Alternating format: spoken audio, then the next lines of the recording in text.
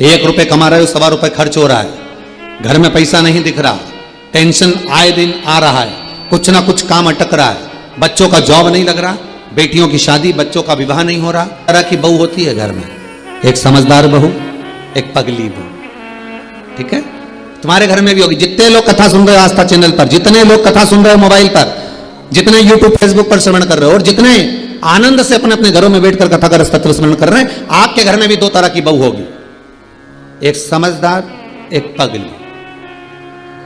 अब तुम कैसे पहचानोगे कि समझदार है कि पगली?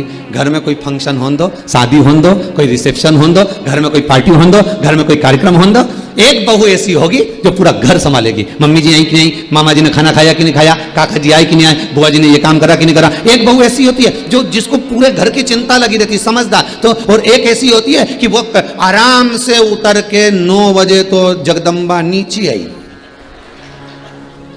अब 9 बजे तो नीचे पहुंची, और 9 बजे नीचे आने के बाद में बढ़िया डेंटिंग पेंटिंग कर कुरा के, और शादी का फंक्शन की तैयारी चल रही, और सब तो अपनी जगह पर, और ये बैठ गई लाम जरम मांड, और ऊंचा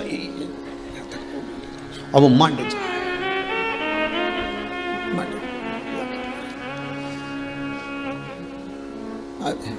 अब इतनी वो जेठानी इतना काम कर रही है, देवरानी इतना काम कर रही है, और तू मेहंदी मंडवा रही है।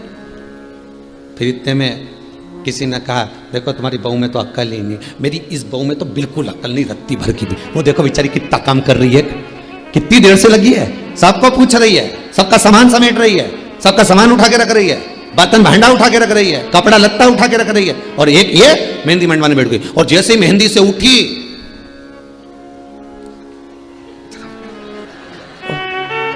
बेचारा भेरू दौड़ के आया।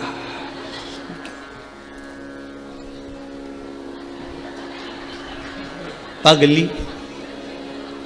अब ये पागल, अब बेचारा रोटी की थाली वाली लगा के लाया, डुबा डुबा के खिला दिया। अब यही कर सकता, पहले से तो वो ही डूबा हुआ है, डुबा डुबा खिला। अब में तो अकल नहीं थी, नमक धर लाता, अब खिला। फिर किसी ने कहा, देख लो तुम्हारी बहू सब काम में लगे और वो खाना खा रही है, अक्ल नहीं है, पगली है। अब समझदार जो बहू थी उसने पूरा काम संभाला, कपड़े संभाले, जेवर संभाला, घर में ताला भी लगाया, चाबी भी लगाई, कमर में खोस के भी लाई, सब माता पूजन करने चले गए, सब मंडप करने चले गए, सब रिसेप्शन में चले गए, और ये संभालती फिरी। और एक तैयार हो हुआ कि वो तो खूब एंजॉय करे। अब एक पागल है, एक समझदार है। अब तुम समझदारी रखोगे तो तुम्हें क्या जायदाद का हिस्सा ज्यादा मिल जाएगा? जम के तो बोलो, नहीं। सास की रकम ज्यादा मिलेगी? नहीं, उतनी मिलना है, भले तुम दौड़ दौड़ के काम करो, चाहे।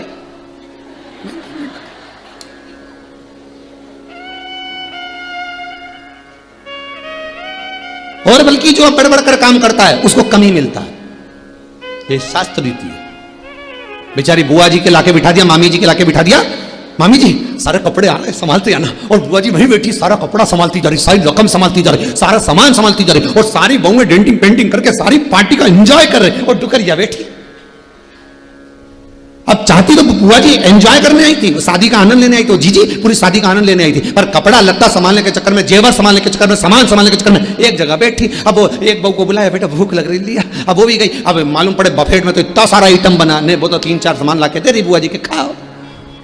अब ईमानदारी से बोलो, जितनी साड़ी सारी बहन बेटी की मिली उतनी उस बुआ के भी मिलेगी ना? अरे बोलो तो कि वो के ज्यादा मिल जाएगी? नहीं, बस मिठाई का डब्बा ज्यादा मिल सकता है, वो भी इसलिए क्योंकि सड़ जाएगी अगर रख लेंगे तो, और बुआ जी जा ही रही है। तो तुम समझदार क्यों बनो? शिव महापुराण की कथा कहती है, मीरा बावरी हो गई, कर्मा बावरी हो गई, नामदेव, तुकाराम, रामकृष्ण परमहंस, चैतन्य महाप्रभु, भारत की भूमि के जितने साधु सन्यासी तपस्वी साधक उपासक संत महात्मा, ये सबको पागलों की गिनती में गिना गया। और शास्त्र के हम भी कहते हैं, जितने साधु सन्यासी तपस्वी साधक उपासक, जितने कथाकार, जितने भगवान की भक्ति में डूबने वाले, जो भगवान की भक्ति में रम रहे हो, भगवान के स्मरण में रम रहे हो, वो सब की सब पागलों की गिनती में आते हैं। कथा बाचने वाले भी पागल, कथा सुनने वाले भी पागल। समझदार तो वो हैं जो कथा में आते ही नहीं है। समझदार वो हैं जो कथा सुनना पसंद करते ही नहीं। अभी कोई हमारा बुढ़ापा है,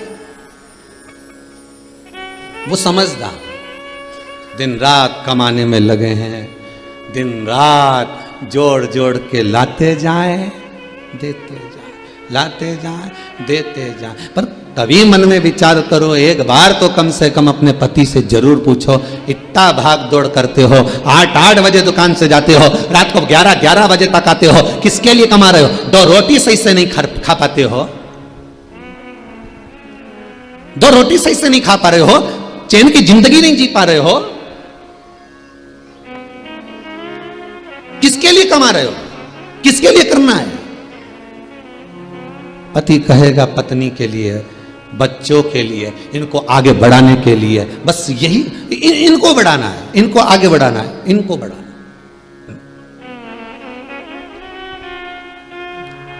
सोच सोच के टेंशन ले लेके शुगर हो गई, भूखे रह के बीपी ऊंचा नीचा हो गया, नींद नहीं आ रही तो आंखें के नीचे कालापन आ गया,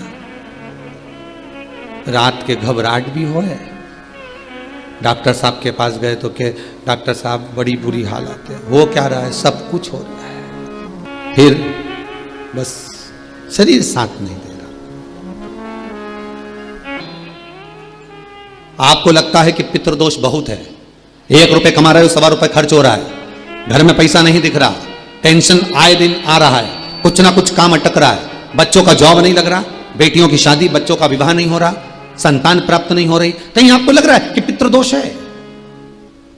किसी पंडित जी ने आपको बता दिया कि पितृदोष है, तो आप घबराना नहीं अपने को कोई कहीं जाने की जरूरत नहीं कि पितृदोष है तो मेरे को कहीं जाना पड़ेगा, मैं क्या करूं, तो बहुत भारी पितृदोष है, ऐसा कुछ नहीं करना। गंगा का जल लीजिए और गंगा का जल भरकर 1 कलश, श्राद्ध पक्ष के 16 दिन 1 कलश में थोड़ा सा गंगा जल डालकर, लोटे में पानी भर, कलश भर में जल भरकर 1 ढक्कन उसमें गंगा जल डाल दीजिए, 2 सफेद फूल उसमें पटक दीजिए और दरवाजे के पास में कहीं पर भी थोड़ा सा स्वस्तिक बनाकर उसको रख दीजिए। 16 दिन रखो, प्रतिदिन 1 रखो और उसका पानी पूरे दरवाजे पर छींट दो, फिर रखो, फिर दरवाजे पर छींटो। कैसा भी पितृदोष होगा, गंगा महारानी उस पितृदोष को समाप्त कर देती है, क्योंकि शिव के साथ निवास करती है, शंकर के साथ वो रहने वाली है। कोई साधारण है गंगा? गंगा जब चलती है तो शिव से आज्ञा लेकर जाती है कि मुझे ये लेने आया है। गंगा शंकर से आज्ञा लेकर जाती है कि ये मुझे ले जा रहे हैं, ये मुझे लेने के लिए आए, मैं इनके साथ जाना चाहती हूं, मैं जाऊं, तब शिव आज्ञा करते हैं, क्योंकि शंकर ने तो अपनी जटा में भर लिया था। फिर भागीरथ महाराज ने तप करा था, केदारताल कथा में वर्णन किया, जहां वापिस तप करा केदारताल, फिर तप करा। क्या चाहती हो? गंगा कहती है भागीरथ जी के कुल को तारना है। 1 जटा का केश खोला, गंगा निकल कर चलती वहां से। पूछेंगे शंकर कहां गई? आपके साथ रह रहा कोई व्यक्ति और बिना पूछे चले जाए, कोई श्रेष्ठता है क्या? ढूंढोगे कि नहीं ढूंढोगे? गया कहां? क्या बात है, दिख नहीं रहा है, गया कहां पर है, ये किस जगह पहुंच गया है? ये पूछना तो पड़ेगा कि आखिर गया कहां। गंगा जब चलती है तो पूछ कर जाती है। जब जब किसी नदी का जल भर कर लाओ,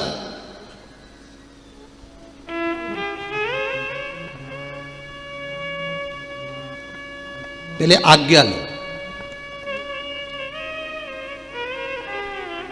कितना सुंदर लिखा है स्कंद पुराण में, बद्रिश खंड में, नर नारायण पर्वत का जो वर्णन किया गया है स्कंद पुराण में।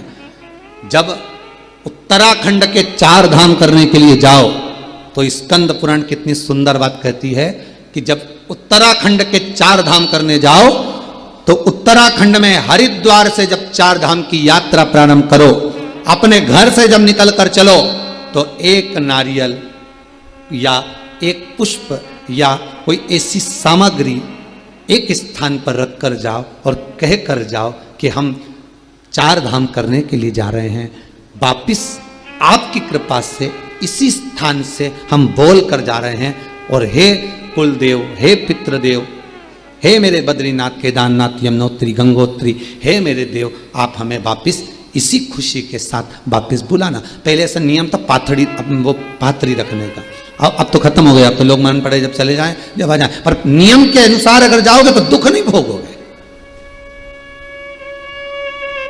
यहां तक कह दिया अगर वहां पर भी नहीं रख सकते अपने घर पर, बाहर मंदिर में देवालय में पीपल के नीचे आ जाए तो फिर आप हरिद्वार में जाते हैं, हरिद्वार से जब 4 धाम की यात्रा प्रारंभ करते हैं तो गंगा मैया से कहकर जाओ, मां मिलने के लिए शंकर के पास जा रहा है, केदारनाथ जा रहा है, बद्रीनाथ जा रहा है, मिलने के लिए यमुनोत्री आपके पास आ रहा है, मां यात्रा आपको कराना है, हमारे साथ चलना।